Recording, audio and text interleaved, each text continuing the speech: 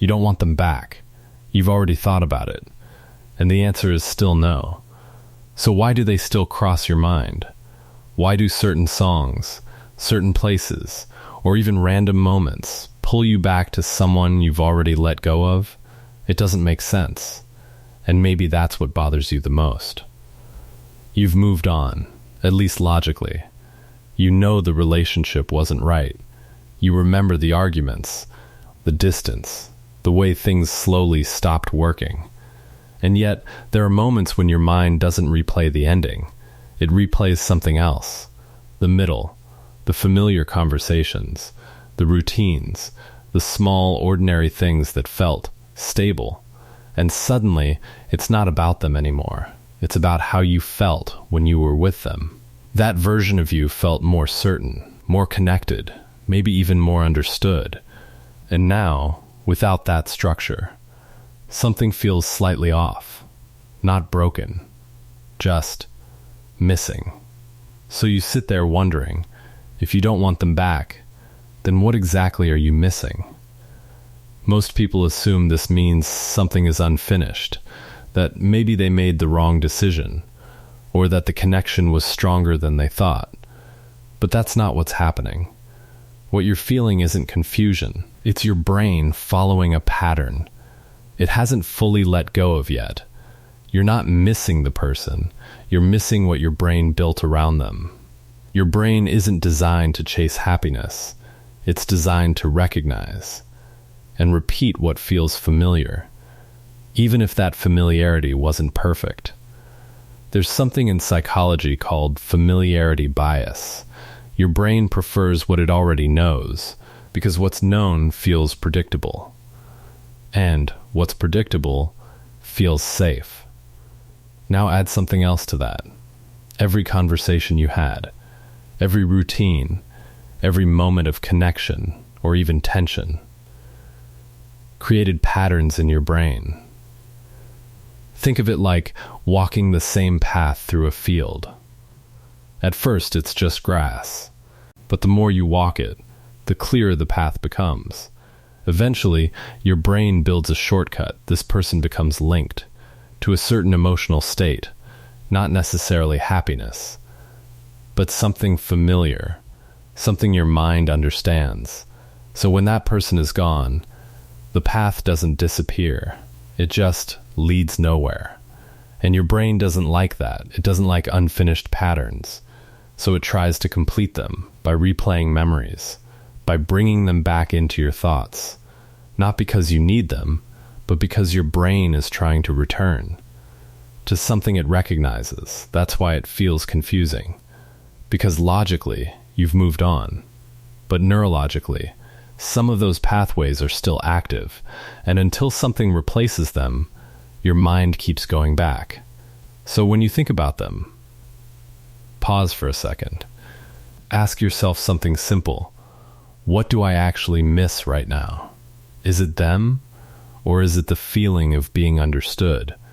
The routine of talking to someone at night? The sense that someone was there? Because those are not the same thing.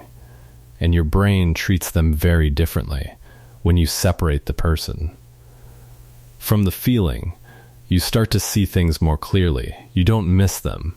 You miss what they represented. And once you see that, you can start replacing it, not removing it.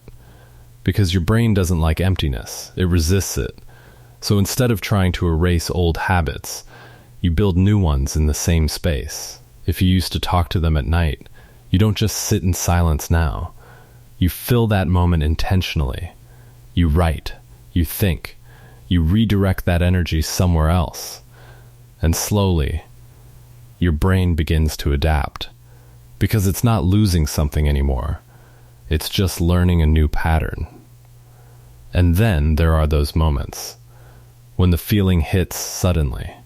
You hear a song. You remember something small. And for a second, it feels intense again. That doesn't mean anything is wrong. That's just how emotions work. They move in waves. They rise. And then they fall. But only if you let them. If you don't react immediately. If you don't chase the feeling, it passes. Not because it wasn't real, but because it was temporary, and sometimes what keeps it alive is not the feeling itself, but the way your mind edits the past.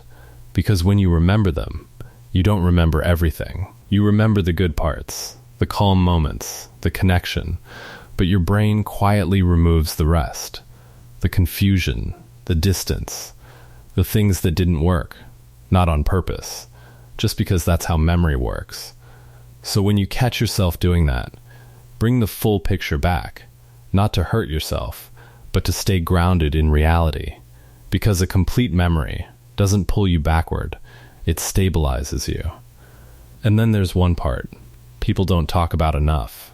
Sometimes you're not just missing them, you're missing who you were when you were with them. Maybe you were more open, more expressive, more hopeful, and now you feel different, more guarded, more aware. So part of you isn't trying to go back to them, it's trying to go back to that version of you. But that version is gone, not because you lost it, but because you grew out of it. And your brain doesn't immediately know how to replace that identity. So it links it back to the person. Even though they were never the source, they were just part of the environment where that version of you existed. And once you understand that, everything starts to feel a little clearer. You're not being pulled backward. You're just in between versions of yourself. Your brain is trying to close a loop that no longer fits your life. And until you build something new, it will keep revisiting the old. Not because it belongs there, but because it doesn't know where else to go yet. And one day, you'll think about them again, but it won't feel the same. Not because you forced yourself to forget, and not because they changed, but because your mind finally built something new that feels just as real, just as familiar, without them. And that's when it clicks. You were never trying to get them back. You were just trying to feel like yourself again. And slowly, you are.